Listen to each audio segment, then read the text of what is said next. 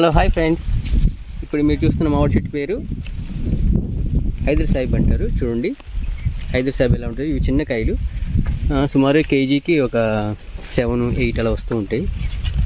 చాలా చిన్న కాయలు. ఇవి ఎక్కువగా పచ్చడికి మంచి ఫేమస్ ఫ్రెండ్స్. ఇది హైదర్ సాహిబ్ అంటే చూడండి ఎలా పడినాయో గుత్తులు గుత్తులుగా. చెట్టు మొత్తం ఎలా ఉంది చూడండి, మొత్తం ఫుల్గా బాగా క్రాపింగ్ వచ్చింది ఫ్రెండ్స్. ఇది ఫస్ట్ టైం రావటంతో చాలా ఎంత బాగా వచ్చిందో చూడండి. ఇదంతా హైదర్ సాహిబ్. ఇవి ఎక్కువగా పచ్చడికి పడతారు. ఎక్కువగా తూర్పుగోదావరి, పశ్చిమ గోదావరిలో హైదర్ సాహిబ్ అంటే మంచి డిమాండ్ ఉంది.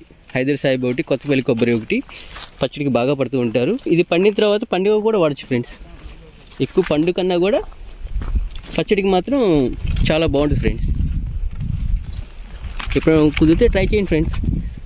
ఎక్కువ ఊరికే శాంపిల్కి ఒక 5-6 కాయలు ట్రై చేయండి, పచ్చడికి ఎలా ఉంటాయో. నచ్చితే కంటిన్యూ చేయొచ్చు. మొక్క కూడా చాలా మెత్తబడదు అంటారు.